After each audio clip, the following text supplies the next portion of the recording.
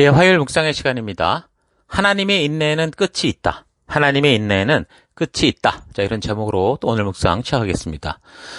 자, 어제 우리는 15장을 통해서 그 예수님의 재림을 알리는 그 나팔이 울렸을 때 벌어지는 상황을 살펴보았습니다. 그 중에 이제 불이 섞인 유리바다 건너편 그 안전한 곳으로 모아진 알곡들의 그 상황을 보았었죠. 그리고 이제 남겨진 가라지들 위해 부어지게 될 그 하나님의 진노의 대접이 준비되는 그 영적인 상황, 그 천상의 상황을 우리가 보았는데요. 이제 계시록의 이야기가 이렇게 여러 가지로 이게 갈라져서 얘기가 되는 걸 우리가 잘 이 스토리라인을 통해서 기억하며 살펴가야 우리가 바르게 그 내용들을 묵상할 수 있고, 그래서 하나님께서 우리에게 말씀하시려는 그 온전한 뜻을 우리가 알 수 있게 됩니다. 자, 15장 끝에 하나님의 명령으로 하나님의 진노의 대접을 쏟아부을 그 천사들에게 그 7 대접이 전달되었는데, 그러니까 성전이 하나님의 영광과 권능에서 나오는 그 연기로 가득 차서 이제 7 천사에 의해서 부어지는 7 재난이 다 끝나기까지 아무도 들어갈 수 없게 되는 그런 상황도 우리가 봤습니다.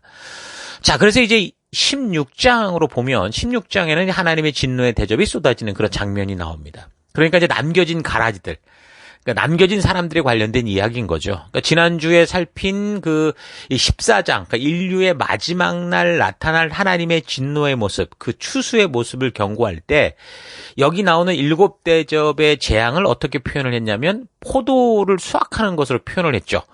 그래서 이제 다 익은 포도를 그 하나님의 분노의 포도주 틀에 넣고 결국 짓밟는 그런 모습으로 보여주었었는데, 그에 대한 구체적인 이야기가 그것이 뭐냐라는 얘기가 이제 16장의 얘기인 거죠. 자, 그래서 16장 1절. 또 내가 들으니 성전에서 큰 음성이 나서 7 천사에게 말하되 너희는 가서 하나님의 진노의 7 대접을 땅에 쏟으라 하더라. 그 하나님은 창세 이후 인간들이 하는 짓을 봐서는 뭐 사실 당장 모든 것을 끝내버릴 수도 있었지만 누군가 하나님의 이름을 부르며 중보할 때마다 참으시고 기회를 주셨다고 그랬습니다. 아브라함이 엎드리면 참으시고, 또 모세가 엎드리면 참고, 또 사무엘이 엎드리면 또 노를 돌이키고, 뭐 스데반이 기도하고, 뭐 사도 바울의 중보, 예수님의 십자가를 통해서 어떻게 했어요? 이런 중보자들의 그런 눈물과 기도와 그들의 정말 이 간절한 마음을 이유 삼아서라도 이런 심판을 참고 또 참으셨는데, 이제 그러나 여기 이제 16장을 볼 때 그렇게 오래 참으신다고 해서 하나님의 진노가 끝도 없이 무조건 그냥 미뤄지고 아무것도 없다, 이런 게 아니라는 거죠. 16장을 보면 그 진노가 전부 다 7 대접에 담겨졌고, 그래서 용서 한 방울 섞이지 않은 완전한 진노의 진액으로 담겨져 있던 것을 우리가 알 수 있는 겁니다. 이제 끝까지 믿음을 따라 산 성도들, 그러니까 알곡들은 어떻게 됐어요? 이미 추수가 돼서 불이 섞인 유리바다 건너편 안전한 곳으로 다 옮겨졌고, 근데 세상에는 이제 죄를 끝까지 고집하고 자기의 본능과 느낌을 따라 감정과 욕심대로 살아오던 그 짐승을 따르던 자들, 짐승처럼 살던 사람들, 그러니까 가라지들만이 남아있는데 그 세상 속에다 하나님의 진노를 전부 다 쏟아 부으시는 거죠. 자, 여러분, 우리가 특별히 16장을 보면서 항상 기억해야 되는 것은 하나님의 인내는 분명히 끝이 있다라는 겁니다. 그러니까 7 인과 7 나팔이 불기까지 겪는 그 환난은 어떤 거예요? 성도들도 누구나 다 겪게 되는 어떤 그런 과정일 수 있지만, 그러나 이 하나님의 진노의 엑기스가 담긴 7 대접의 이 환난은 성도들이 받는 게 아니라 이제 이 땅에 끝까지 불순종하며 끝까지 자기 감정과 느낌과 한 번만 더 조금만 더를 끝까지 고집하며 살아가고 있는 그 가라지들에게 부어진다, 그 말인 거죠. 자, 그래서 이제 그 7 대접의 내용을 보면 첫 번째 대접, 독한 종기죠. 16장 2절. 그래서 첫째 천사가 나가서 그 대접을 땅에다가 쏟으니 짐승의 표를 받은 자들과 그 짐승에게 절하는 자들에게 아주 나쁜 종기가 생겼습니다. 자, 계시록 14장 11절에서 짐승과 그 우상에게 경배하고 그 이름의 표를 받는 자는 누구든지 밤낮 쉼을 얻지 못하리라 라고 이렇게 말씀하셨었는데, 바로 이 말씀이 바로 7 대접의 재앙에서 지금 이루어지고 있는 거죠. 그러니까 이 독종의 재앙은 그 모세의 말을 듣지 않았던 그 이집트의 그 바로 왕과 그 민족들에게 내렸던 재앙 중에 하나였죠. 또 그리고 욥기에서도 그 욥의 몸에 생겼던 그 악창 같은 것이 있었었는데, 그러니까 첫 번째 하나님의 진노의 대접이 쏟아질 때 그렇게 이제 끝까지 짐승의 표를 받았던 자들, 그러니까 느낌과 감정과 욕심을 따라 살기를 고집한 사람들, 그래서 이 땅에 남겨진 가라지들에게 이제 그것이 내려지더라는 겁니다. 그러니까 욥이 이 고통을 당할 때 사실 얼마나 괴로웠는지 우리는 살폈었죠. 욥기 2장 7절 뭐라고 그랬습니까? 사탄은 주 앞에서 물러나 곧 욥을 쳐서 발바닥에서부터 정수리에까지 악성 종기가 나서 고생하게 하였다. 그래서 욥은 잿더미에 앉아서 옹기 조각을 가지고 자기 몸을 긁고 있었다. 12절 그들이 멀리서 욥을 보았으나 그가 욥인 줄 알지 못하였다. 얼마나 심하게 자기를 긁었으면 친구가 와서 알지를 못했어요. 그들은 한참 뒤에야 그가 바로 욥인 줄을 알고 슬픔을 못 이겨 소리내어 울면서 겉옷을 찢고 또 공중에 티끌을 날려서 머리에 뒤집었었다. 그들은 밤낮 7일 동안을 욥과 함께 땅바닥에 앉아 있으면서도 욥이 겪는 고통이 너무 처참해서 입을 열어 한마디도 말할 수 없었다. 정말 욥이 받았던 이 고난은 사실 사탄이 장난친 거였는데 이 정도였거든요. 그러나 지금 여기서는 하나님이 내리시는 고난이라고 그랬습니다. 예, 분노의 대접이라고 그랬죠. 그래서 이 고통은 말로 할 수 없는 너무도 큰 아픔과 괴로움인 것인데 이제 이런 일들이 이제 말세에 그 마지막 그 진노의 대접에서 쏟아진다는 거죠. 요즘도 그 아토피를 심하게 겪는 그런 사람들을 보면 참 너무 고통스러워하는 것을 우리가 보는데 그런 것과는 차원이 다른 징계로 말미암는 하나님이 징계로 맞는 그 고통은 정말 누구도 참을 수 없는 그런 최악의 고통을 받게 된다. 이제 그런 얘기를 해주는 겁니다. 자, 그리고 두 번째 대접. 바다가 죽은 자의 피처럼 돼서 모든 생물이 죽는다. 그렇게 나옵니다. 3절 둘째 천사가 그 대접을 바다에다가 쏟으니 바닷물이 죽은 사람의 피처럼 되고 바다에 있는 모든 생물이 죽었다. 그러니까 바다 생물들이 다 죽는 재앙인데요. 산 사람이 잠깐 흘리는 피를 보면 우리가 빨갛고 물처럼 맑죠. 근데 죽은 사람의 피를 보면 어떻습니까? 이게 시커멓고 끈적거리거든요. 그러니까 지구 70%를 차지하고 있는 바다가 만약에 그렇게 된다면 이제 어떤 생물도 살 수 없는 상태가 되어간다는 거죠. 물이라는 게 생명의 근원입니다. 바다는 오염된 물들, 육지에서 오염된 물들을 깨끗하게 정화시키는 그런 역할을 하는데 그렇게 생명을 주는 그 생존의 근거가 썩어간다 그 말인 거죠. 또한 이 바다의 가장 중요한 역할은 이 날씨를 조절하는 건데 만약 바다가 제 기능을 하지 못하는 상태가 되면 이 바다 생물들은 당연히 없어질 테고 또한 기상이변이 발생해서 인류가 아주 큰 위협을 당하게 되죠. 요즘도 그 바다에서 일어나는 폭풍들 보십시오. 이런 게 전부 지금 기후이상 때문에 생기는 그 바다에서 일어나는 그 태풍과 폭풍들 아닙니까? 그 오늘날 지구 대기와 각종 기상 요소, 그러니까 바람, 일사량, 일조시간, 구름, 비, 눈, 이슬, 서리, 얼음, 이거의 증발량. 그러니까 이 빛의 현상들은 이 과거에 비해서 이 정상적이지 못할 때가 지금 굉장히 많거든요. 그래서 결국 그 엘니뇨나 라니냐 같은 이런 이상 현상들이 막 생기죠. 그러니까 최근 이 신문지상에서 많이 오르는 이런 이 자연 이상 현상들을 특히 엘니뇨 현상 같은 경우는 페루나 칠레 연안에서 일어나는 일종의 해수 온난화 현상이거든요. 물이 조금 수면에 그 물이 좀 온도가 올라가면 이 수년마다 주기적으로 이 평소 이 온도보다 이게 높아지는데 과거의 엘니뇨 같은 경우는 뭐 몇 달 혹은 길어야 1년 정도의 시간이 지나면 이렇게 사라지는 게 보통이었는데 근데 최근 들어서 엘니뇨 현상들이 더 자주 생기고 아주 계속 오래 지속되는 기간도 길어졌다는 거죠.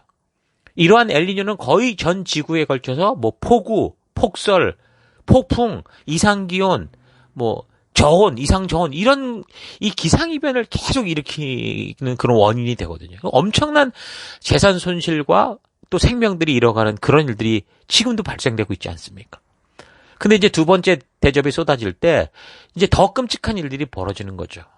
그러니까 바다의 수온 차이가 이렇게 온 지구의 기상 이변 현상을 야기하는데 이 바닷물이 죽은 사람의 피처럼 돼버린다면 어떻게 되겠습니까? 정말 인류의 생존이 아주 심각한 그런 거 정말 이 세상의 끝을 보고 있다.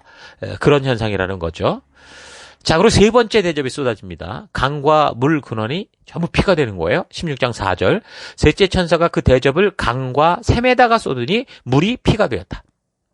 자, 아까처럼 물은 중요하다고 그러는데 사람의 생명을 유지하는 데 있어서도 굉장히 중요한 겁니다.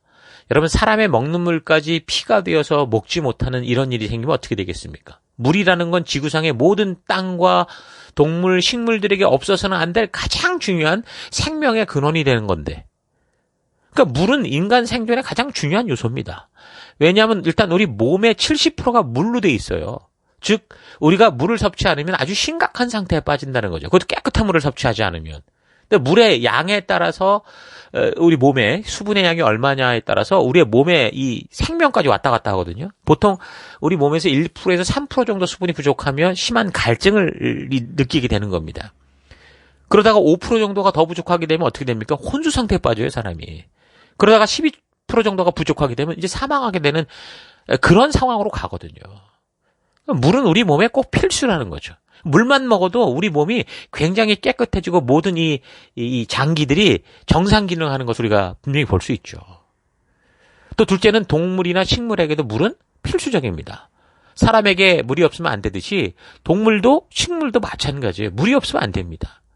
먼저 식물은 물이 없으면 물을 빨아들이지 못하죠. 여러분 흙도 수분이 만약에 없어지면 어떻게 됐습니까? 사막이 되는 거예요. 흙이 갈라지게 되면 식물의 뿌리는 어떻게 돼요? 견디지 못하고 쓰러지게 되죠. 사막에서 식물이 사는 걸 봤습니까? 못 살죠. 그러니까 이와 같이 식물도 또 동물도 사람과 똑같다라는 거예요. 물이 없으면 동물에게도 갈증이 생기죠.